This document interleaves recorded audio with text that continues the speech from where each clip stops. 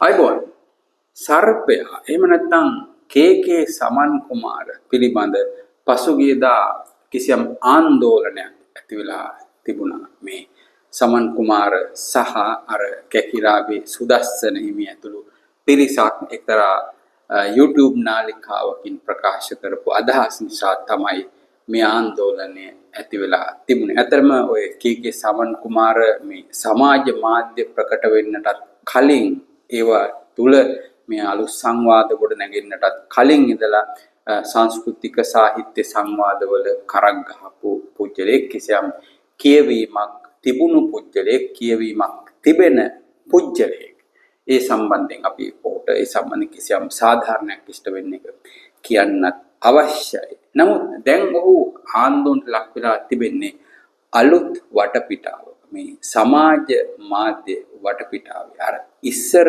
වගේ සාමාන්‍ය හෝල් එකක ශාලාවක අදහස් දක්වලා දැන් බේරිලා යන්න බෑ. ඉස්සර නම් ඒ හෝල් එකේදී ප්‍රශ්නයක් දෙකක් අහලා ඒකට මොනවා හරි කියලා ඊට පස්සේ පෝඩියම් එකෙන් බැහැලා යන්න පුළුවන්. නමුත් මේ සමාජ මාධ්‍ය යුගය කියන්නේ ඒකේ වෙනම තරකණයක් තිබෙන්නේ වෙනම ක්‍රමයක් තිබෙන්නේ. ඒකෙදී විවිධ අය කියන්නේ ඉස්සර ඊටාත්ම ප්‍රබල චරිත විදිහට සලකපු අය පවන කේ සමන් කුමාර නම් එහෙම ප්‍රබල චරිතයක් වෙලා හිටියේ නෑ සමාජ මාධ්‍යවලට කලින්. නමුත් එවැනි චරිත පවා දැන් ස්ක්‍රූටිනයිස් වෙනවා, පරීක්ෂාවට ලක් වෙනවා මේ සමාජ මාධ්‍යත් එක්ක. මොකද සමාජ මාධ්‍ය තුල යන්නේ අර කිව්වොත් එහෙම අර වන් වේ රෝඩ් එක නෙමෙයි.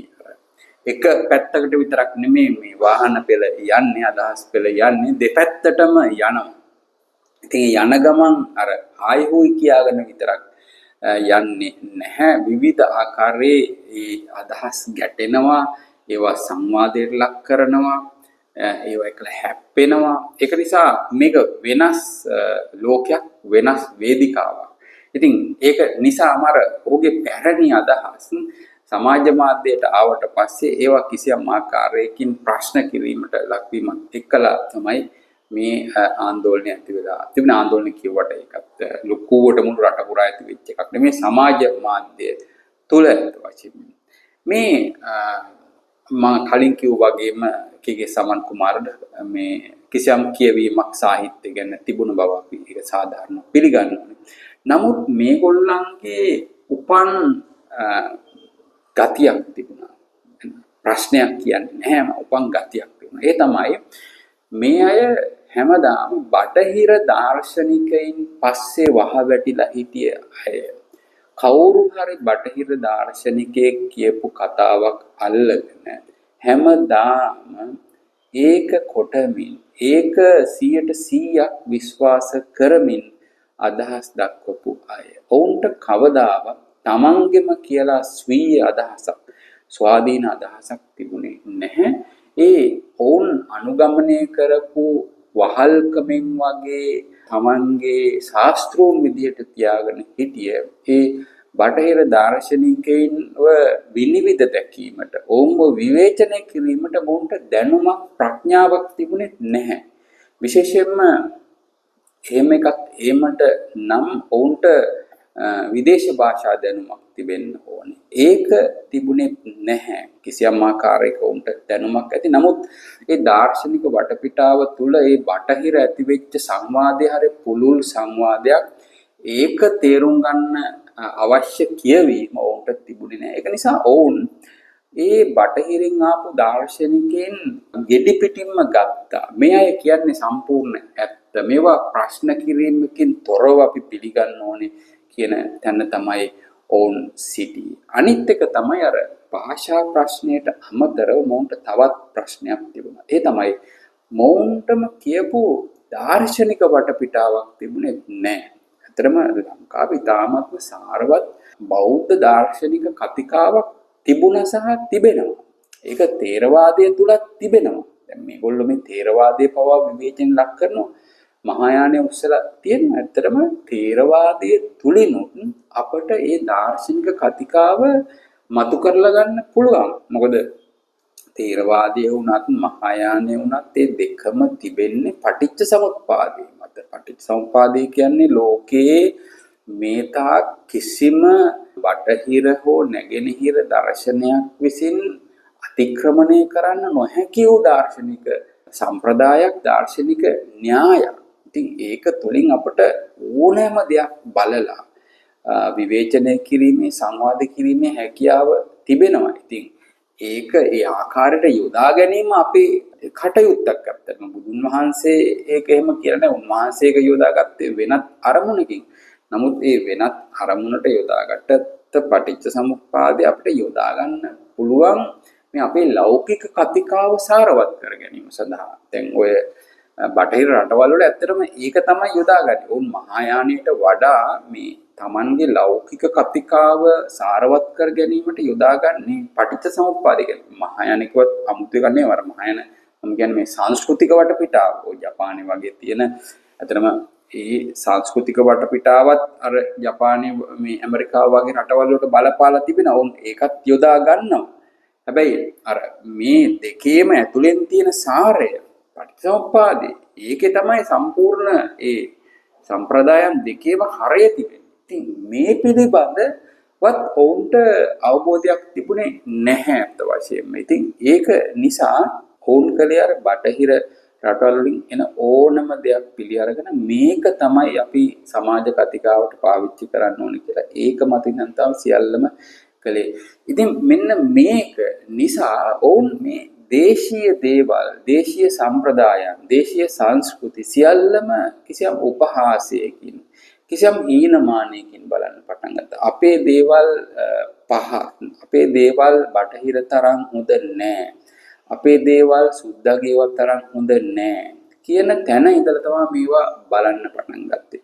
අන්න ඒ බලනකොට තමයි ඕන් ඔය ජර්මනි නීට්ෂේ ඊට පස්සේ නීට්ෂේට කලින් හිටිය ෂෝපන්හාවර් ඊට පස්සේ ෆ්‍රොයිඩ් ඊට පස්සේ ප්‍රංශයට ආවොත් සාත්‍රේ ඊට පස්සේ ඇල්බර්ට් කැමු මේ අයගේ දර්ශන වලින් චින්තන වලින් මේගොල්ලෝ වහ වැටිලා ඒව පස්සේ යන්න ගත්තා. හැබැයි මොවුන් නොදන්නා ඉතාමත්ම සුවිශේෂී කාරණයක් තිබෙනවා. ඒ තමයි ඔය මම කිව්ව දාර්ශනිකයන් කියන්නේ ෂෝපන්හාවර් ජර්මනි ෂෝපන්හාවර් ආර්ථර් ෂෝපන්හාවර් ඊට පස්සේ ජර්මනියේම ෆ්‍රීඩ්රිච් නීට්ෂේ මේ අය අනිවාර්යයෙන් ෆ්‍රොයිඩ් මේ අය අත් වශයෙන්ම මේ පෙරදිගෙන් ගෙනිච්ච දර්ශනයන් බටහිරට හඳුන්වා දීපය ඔවුන්ගේ වචන වලින්.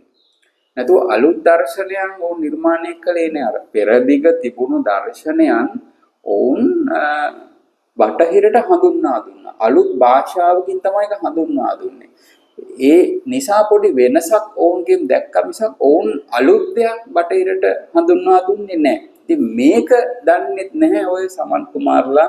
ඒක නිසා අර ඒ දාර්ශනිකයන්ොත් අමුවෙන්ම ගන්න ඔය අත වශයෙන්ම එක්ස් කණ්ඩායම කියලා හිටියේ ඒ කාලේ තිබුණු ඒකත් කලේ ඒකමයි. ඔවුනුත් අර මෙහෙන් පෙරදිගින් ගිය දැනුම බටහිර දවටනවල දවටලා නිකන් අමුතු ආකාරයෙන් එනකොට ඒක එහෙම් පිටින්ම ලංකාවට ගෙනල්ලා ලංකාවේ කතා කළා සංවාදයට ලක් කළා. ඉතින් මෙයාගේ ප්‍රශ්නේ තිබෙන්නේ ඒ කියන්නේ Tamanටත් දර්ශනයක් තිබුණේ ඊට පස්සේ ඒ ඔවුන් අනුගමනය කරපු බටහිර දාර්ශනිකයන්ටත් ඔවුන්ටම කියලා දර්ශනයක් තිබුණේ ඒකත් නේ පෙරදිගින් ගිය එක. ඇත්තනම ඔතන කිසියම් ස්වීයත්වයක් කියන්නේ Tamanගෙම කියපු එකක් හදාගත්තනම් හදාගෙන හිටියේ ප්‍රංශයේ ජැක් ඩෙරිඩා පමණයි. ඔහු ඉතාමත්ම තියුණු දර්ශනයක්. කියන්නේ අත වශයෙන්ම ඒකෙත් මුල තියෙන්නේ නීට්ෂේ ගාව. නීට්ෂේක ගන්න බුදුදහමෙන් ඊට පස්සේ ඩෙරිඩා ඒක නීට්ෂේගෙන් ගන්නවා. ඩෙරිඩා එක කියනවා තමයි මේක නීට්ෂේගෙන් තමයි ගන්න කියලා. නමුත් නීට්ෂේ මේක නොදැන පාවිච්චි කරේ මම මේක දැන පාවිච්චි කරන්න කියලා ඔහු ප්‍රකාශ කරනවා. හැබැයි ඒ කොහොම වෙතත් ඔහු දැනගෙන හිටියා මේකට බෞද්ධ මුල් තිබෙනවා කියලා. අර ඔහු අර letter to a friend කියන ලිපියේ එක ප්‍රසිද්ධිය පළ කරලා තිබෙනවා. ඒකේ ඔහු අර සුසුකිට ලියනවා ජපානයේ සුසුකි කියන දාර්ශනිකයට නැත්නම් චින්තකයාට ලියන මේක ඔබලගේ සංස්කෘතිය ඇතුලේ තියෙනවා. ඒ කියන්නේ ඔහු එදින්දී හඟවන්නේ මේ බෞද්ධ සංස්කෘතිය ඇතුලේ තියෙනවා කියලා. මේක සුසුකි ඔය බෞද්ධ බුදුදහම පිළිබඳ විශාල වශයෙන් ලියපු කෙනෙක්. ඉතින් ඒක නිසා ඩෙරිඩා මේක දැන සිටියා සහ ඔහු මේකට දේවල් එකතු කළා ඇත්ත වශයෙන්ම. ඒ කියන්නේ මේක අර ලෞකික වශයෙන් ඔහුගේ මේ විසංයෝජනය කියන ක්‍රියාවලිය අර ආධ්‍යාත්මික එකක් නොවි මේක කිසියම් මෙවලමක් විදිහට ඔහු ඒ මෙවලමක් විදිහට පාවිච්චි කිරීම අනුමත කළේ නැහැ. නමුත් එහෙම පාවිච්චි කරනවා නම් ඒක කෙනෙකුට පාවිච්චි කරන්න පුළුවන් විදිහට ඔහු ඒක හැදුවා තමන්ගේම අදහස් දාලා. ඒ කියන්නේ ඔහු ඒකට ඇත්තටම ඒකට සහාය වුණේ ඔහුට ඉතාමත්ම හොඳ භාෂා දැනුමක්, ඔහු වාග් විද්‍යාඥයෙක්. ඒක නිසා ඔහුට ඒක ඉතාමත්ම හොඳින් තීව්‍රව විචනය කරලා ਵਿਚාරය කරලා ඉදිරිපත් කිරීමේ හැකියාව තියෙනවා. ඔහු විතරයි ඔය මේ පසුගිය කාලේ ඇතිවෙච්ච දාර්ශනිකයින් අතරින් කිසියම් සුවියත්වයක් ස්වාධීනත්වයක් තමන්ගේ දර්ශනයෙන් පැත්තෙන් එකතු කළේ. ඉතින් මේවා පිළිබඳ මේ සමන්ලට අවබෝධයක් නැහැ. මේවා දිරව ගන්න අර කම්පැරටිව් නොලෙජ් එකක් නෑ. අර සමයාන්තර දැනුමක් නෑ. ඒකයි මේකයි අතර දැනුමකුත් නෑ. ඉතින් මෙන්න මේ වගේ දේවල් නිසා අර කලින් කිව්වා වගේ මෙයාගේ ආකල්පය උනේ මේ දේශීය දේවල් හොඳ නෑ. දේශීය දේවල් වලට වඩා අර බටහිර දේවල් තමයි හොඳ කියන තැන ඉඳලා. ඉතින් අන්න ඒක නිසා ඔවුන් මේ සෑම දෙයක්ම අපේ දේශීය දේවල් දෙස අපහාසයෙන් උපහාසයෙන් ඒ වගේ දෙයක් තමයි මේ සැරෙත් ඔය කරලා තිබුණේ. කිසිම අපේ තේරවාදයට ඒ වගේ දේවල් වලට ඔහු පහර ගහමින් සිටිනවා. ඒ සියල්ලම කරන්නේ මේ අනවබෝධයෙන්. අර ඒකටම එකතු වෙලා ඉන්නවා කෙකිරාවේ සුදස්සන කියන භික්ෂුන් වහන්සේ. උන්වහන්සේට කිසිම අවබෝධයක් නැහැ බුදුදහම පිළිබඳව. උන්ට අවශ්‍ය මේ ජනප්‍රිය වීමට මොනවා හරි අමුතු දෙයක් කියලා ජනප්‍රිය වීමට පමණයි. ඉතින් අනුකම්පා කරලා ඉතින් භික්ෂුන් වෙලත් උන්ට මේ තමන් සිවුරු දරාගෙන ඉන්න ඒක පිළිබඳව තමන් ඒ සිවුරු දරාගෙන ඉන්න ශාස්ත්‍රවරයාගේ දර්ශනය පිළිබඳව නිසි අවබෝධයක් නැතුව තමයි ඔවුන් ඒවා ප්‍රකාශ කරන්නේ. අත වශයෙන් අපි කියන්නේ මේගොල්ලෝ අදහස් ප්‍රකාශ කරාට කමක් නැහැ.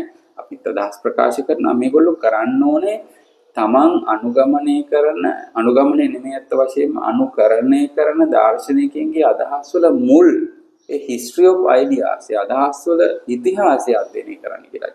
අපි කියන්නේ එතකොට තේරෙයි ඒවා කොයි ආකාරයෙන්ද ඔවුන්ට ගියේ. එතකොට ඒවැ මුල් කොහොමද අපි වගේ මේ රටවල් වල තිබෙන්නේ. නැත්නම් මම මේ සම්බන්ධයෙන් මේ 2008 මේ පොත පළ කරා මේ පශ්චාත් උන්දරවාදයේ බල සහ විල කියන එක මම මේක මේ සම්පූර්ණ මේ නීත්ෂේගේ දර්ශනය කොයි ආකාරයෙන්ද බුදුදහමෙන් නැති වුණේ කියන එක සම්බන්ධයෙන් මේ පිටු 200 ගානක 240ක පොතක් සම්පූර්ණම ජර්මන් මූලාශ්‍රයන් උපයෝගී කරගෙන කරපු පොතක්. මේකේ ඩෙරිඩා ගැන පශ්චාත් උන්දරවාදය ගැන මේ සියල්ලම පිළිබඳ තියෙනවා. අපි 2008 මේක පළ කළේ. ඉතින් මේකේ අපි ඊට ශෝපන්හාවර් මේකේ අපි පෙන්වා දීලා තියෙනවා මේගොල්ලෝ කොහොමද මේ අපේ දැනුම පෙරදිග දැනුම යොදාගත්තේ කියන එක. මට මේ කියන්න අවශ්‍යලා තියෙන මේ දැනුම ගැන මේ අපිට අයිතිවාසිකම් කියලා පෙරදිගට අයිතිවාසිකම් කියලා ඒක අපිට අත්පත් කර ගැනීම නෙමෙයි. නමුත් මේ බටහිර දැනුම මේගොල්ලෝ ගන්නකොට මේ මුල මතක තියාගන්න ඕනේ. එහෙම මතක තියාගත්තොත් අපි මේ අරගෙන ඒක වැරදියට අර්ථකථනය කරලා තරුණ පරම්පරාවට වැරදි දෙයක් දෙන්නේ නැහැ අත් වශයෙන්ම. ඒ දෙනකොට අපට පුළුවන් ඊටම ප්‍රවේශමින් කියන්න මේ තියෙන්නේ අපේ දේවල් ගත්ත දේවල් තමයි මේකේ අර්ථය මෙන්න මේකයි කියලා පැහැදිලි කරලා දෙන්න හැකියාව තිබෙනවා. එතකොට අර බාගෙට තේරුම් ගත්ත නිසා ඔය කේකේ සමන් කුමාරලා වගේ නෝ බාගෙට තේරුම් අරගෙන මේ දේවල් කියන නිසා තමයි ඇතැම් අවස්ථාවල මේ අපේ තරුණයින් එහෙම නැත්නම් ඒ වහනයි නොමග යන්නේ. කන්ෆියුස් වෙනවා, බියවලටපත් වෙන්නේ. ඉතින් ඒක ඇති වෙන්නේ නැහැ. මේවා නිසි පදනම මේවා මූලාශ්‍රයන් දැනගෙන ඒවා කළොත්. ඉතින් අන්න ඒක තමයි මට මේ අද වීඩියෝවේ නැත්තටම ඔබට කියන්න අවශ්‍ය වුණේ. ඉතින් මේකට අමතරව අර අපි වගේ රටවල් වල විශාල වශයෙන් අර යටත් විජිත මානසිකත්වයක් තිබෙන නිසා අර හැම වෙලෙම අපි ඒ මනසින් තමයි මේ දේවල් දිහා බලන්නේ. කියන්නේ සුද්ධාගේ දේවල්, බටහිර දේවල්, යුරෝපයේ දේවල් හොඳයි. අපට වඩා උසස්. මේක හීනමානයක් වශයෙන්. ඒ හීනමානී පවා අපට නැති කරගන්න පුළුවන් මේ අදහස් වල අපි මේ බටහිරින් ගන්න අදහස් වල එහෙම අරගෙන මේ ලංකාවේ දේශනා කරන මේ අදහස් වල මුල දැනගත්තා නම්. ඒ නිසා අපි කියන්නේ මේවට සාධාරණයක් දීලා තේරවාදයේද මහායානය මේ සියල්ලම තමයි හොඳින් හදාරලා මේ අදහස් ප්‍රකාශ කරන්න කියන එක තමයි අපි සමන් කුමාරලාට ඒ සරප්පා කියන නමින් අඳුන් අපේ ඒකේ සමන් කුමාරට ඊට සුදස්සනේ මේ සියලුම දෙනාට අපි කියන්නේ. එහෙම නැත්නම් විශාල වශයෙන් මේවා පිළිබඳ අවබෝධයක් නැති අය නොමග යනවා ඔවුන්ගේ මේ අදහස් නිසා. මොකද මේ සමාජ මාධ්‍ය තුල ඔවුන්ට නිදහසේ අදහස් ප්‍රකාශ කිරීමේ අයිතිය ලැබිලා තිබෙන නිසා. ඒක තමයි අද අපිට මේ වීඩියෝ වෙනකොට මතක් කරන්න අවශ්‍ය උනේ. ඉතින් අපි ඉඳලා හිටලා මේ වගේ සංස්කෘතික ਵਿਚාරයනුත් මේ අපගේ channel එකෙන් කරනවා. ඒක නිසා ඔබත් මේ වීඩියෝ වලට කැමති නම් ඉතින් අපිත් එක්කලා මේ නාලිකාවත් එක්ක රැඳිලා ඉන්න කියන ආරාධනයක් කරමින් සමුගන්නා මේ වීඩියෝ බොහොම ස්තුතියි සමන් දුන්නාට.